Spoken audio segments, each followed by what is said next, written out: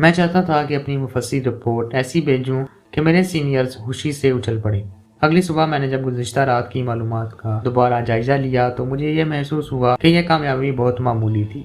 मैं अब तक सिर्फ 3 टैंक रेजिमेंटों के मुतालिक जान सका था। अव्वल तो मुझे इन शराबी सिखों से हासिल शुदा मालूमात को टैली करना था ताकि मेरी रिपोर्ट शक्को शुबा से बालातर हो। सबसे अहम बात ये थी कि मुझे न सिर्फ इन रेजिमेंटों के मुतालिक भी मालूमात हासिल करनी थी जो 71 की जंग के बाद यहाँ से ट्रेनिंग हासिल करके जा चुकी थी, बल्कि इन 3 रेजिमेंटों के अलावा जो दूसरी रेजिमेंट्स ट्रेनिंग ले रही थी इनके मुतालिक भी मुकम्मल जानकारी हासिल करनी थी। जब मैंने अपने पूरे मिशन का जायजा लिया तो ये मालूमात बहुत ही कम महसूस हुई। अहमदनगर में ज़ेर तरबियत रेजिमेंट सिर्फ 3 माह में ट्रेनिंग मुकम्मल करके वापस चली जाती थी और इनकी वापसी से पहले ही नई रेजिमेंट्स के जवान वहां पहुंच जाते। यह सिलसिला 71 की जंग के बाद से मुसलसल जारी था। मुझे इस सिलसिले की कड़ियाँ शुरू से मिलाकर एक मुफस्सिल रिपोर्ट तैयार करना थी।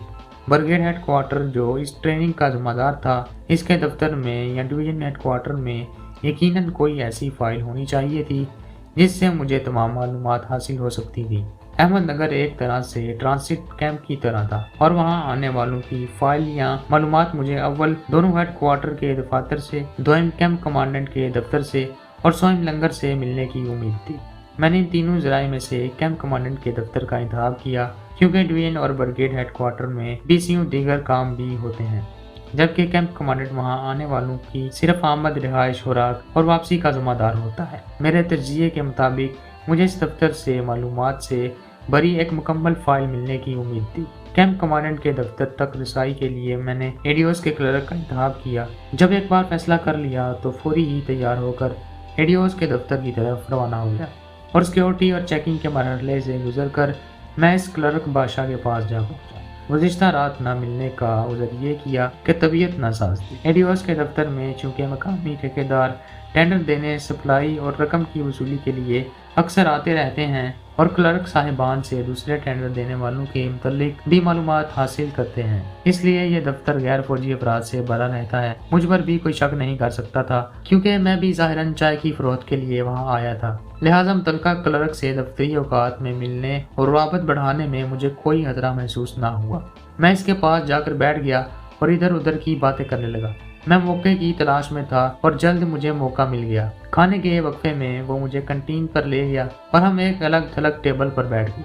मैंने इसे कहा, मैं तुमसे अलहदगी में बात करना चाहता हूँ। मैं यहाँ अपनी चाय बेचने आया हूँ और हरगिज मायूस वापस नहीं जाना चाहता। तुमने इससे पहली मुलाकात में कहा था कि बगैर रवाबत बढ़ाए इन अफसरान को खुश किए काम नहीं हो सकता। मुझे खुलकर बताओ कि यहाँ किन किन को खुश करना पड़ेगा। वो कहने लगा, आप तो ये जानते ही होंगे कि जहाँ एक ही चीज़ की सप्लाई करने वाले कई हों तो फिर अफसरान की खुशनुदी तो हासिल करना पड़ती है।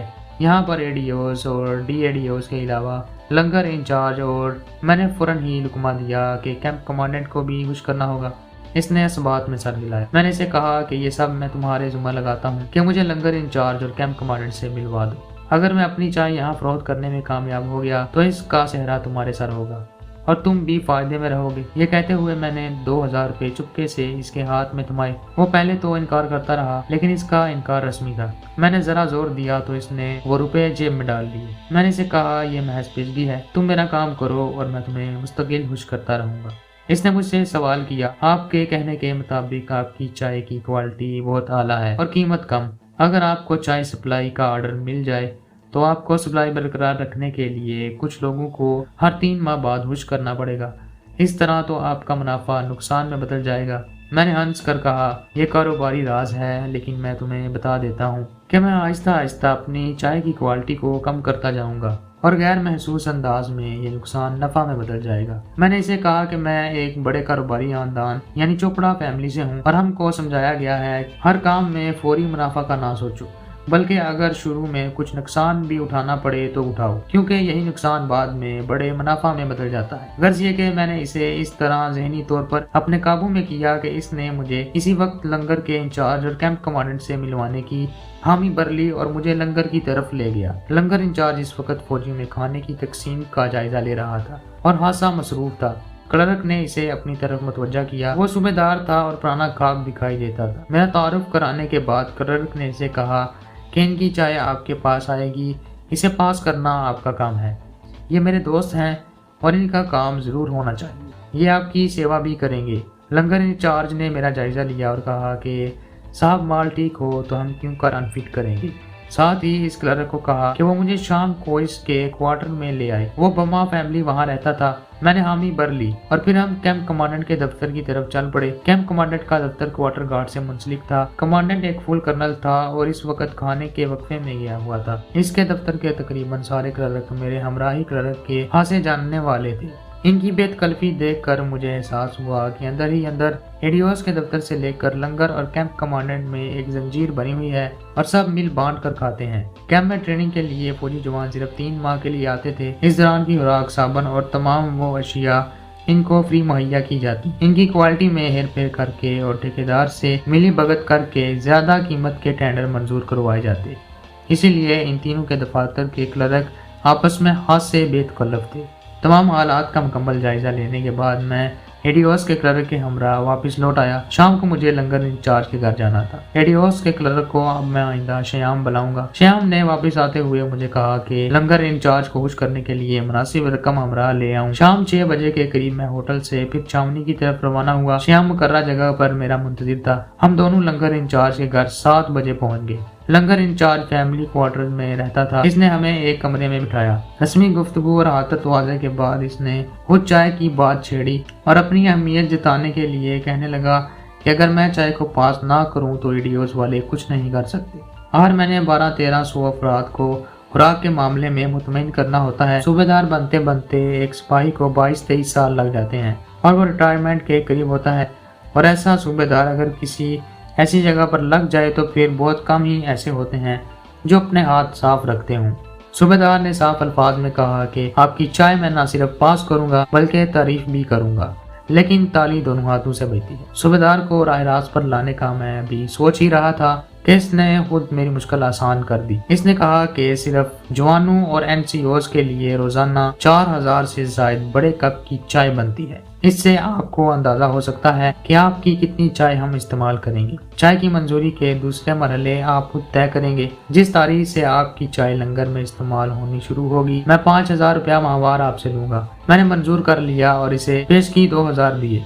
थोड़ी देर बाद हम इसके घर से लौट आए। श्याम ने मुझे रात को 8 बजे शराब खाने में मिलने का कहा। अब 8 बजने में वक्त ही कितना रह गया था। मैंने होटल जाने का इरादा तर्क किया और शराब खाने में पहुंच गया। श्याम ने जिस तरह मुझे खर्च करते और पैसे लुटाते देखा था, इससे वो मुझे एक मोटा शिकार समझ बैठा। वो जल्द अज जल्द अपनी मौजूदगी में मुझे कैंप कमांडेंट के दफ्तर के क्लर्कों से मिलवाना चाहता था ताकि मेरी कोई डील इसकी गैर मौजूदगी में ना हो। 8 बजे वो 2 फौजियों को अपने हमरा लाया और मुझे बताया कि वो कैंप कमांडेंट के दफ्तर में काम करते हैं। वो शाम हमने कुछ गपशप और कुछ काम की बातों में गुजारी। मुझे यूं ही कुछ शक पड़ गया कि श्याम इतनी जल्दी सबसे क्यों मिलवा रहा है। अगरचे इन दोनों फौजियों को मैं दोपहर को कैंप कमांडेंट के दफ्तर में देख चुका था, लेकिन फिर भी अपनी तसल्ली के लिए मैंने अपने काम की बात को इस शाम ज्यादा आगे ना बढ़ाया और कहा कि मैं कल श्याम के दफ्तर में आऊंगा और इसके हमरा कैंप कमांडेंट के दफ्तर में इनसे मिलूंगा। जब वो मैं नोशी कर रहे थे तो मैं इनके चेहरों से इनके दिली जज्बात का अंदाजा लगा रहा था। शराब के नशे में इंसान अंदर की बात भी जुबान पर ले आता है और इसका चेहरा इसके दिली जज्बात की अक्कासी करता है। मैंने महसूस किया कि श्याम और एक फौजी को शराब पीकर खूब हंस बोल रहे थे, जबकि दूसरा फौजी बार बार गहरी सोच में गर्क हो जाता था। मैं इसकी तरफ मतवज्जा हुआ और कहा, क्या बात है यार, बीवी याद आ रही है जो यूं खामोश बैठे हो। वो किसियानी सी हंसी के बाद फिर चुप हो गया। मैंने 2-3 बार इसे टटोलने की कोशिश की, लेकिन वो दिल की बात जुबान पर ना लाया। शराब आने में कोई टॉयलेट वगैरह नहीं था। मैंने छोटी उंगली का इशारा देकर अपनी हाजत का इजहार किया। श्याम ने कहा कि बाहर सड़क की दूसरी जानिब। मैंने इस सोच में डूबे फौजी का हाथ थामा और कहा कि वो मेरे हमरा चले। वो मेरे साथ बाहर आ गया।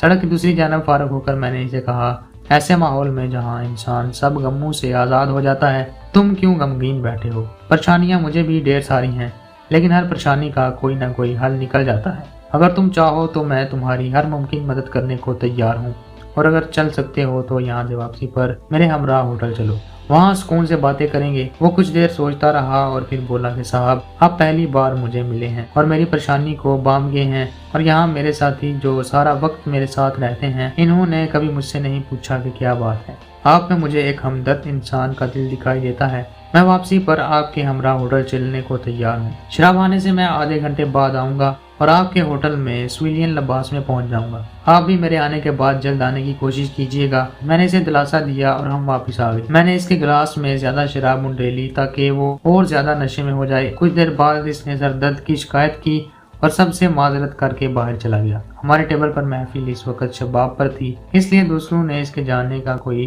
खास नोटिस न लिया। तकरीबन 11:30 बजे हमारी महफिल बर्खास्त हुई। मुझे यकीन था कि मेरी तरह श्याम और इसका साथी भी मुस्तकबिल के सुनहरे ख्यालों में डूबे हुए थे। तो दोस्तों, वीडियो पसंद आने की सूरत में हमारी वीडियो को लाइक करें और चैनल को सब्सक्राइब करना मत भूलिएगा। मिलते हैं अगली वीडियो में, तब तक के लिए अल्लाह हाफिज़।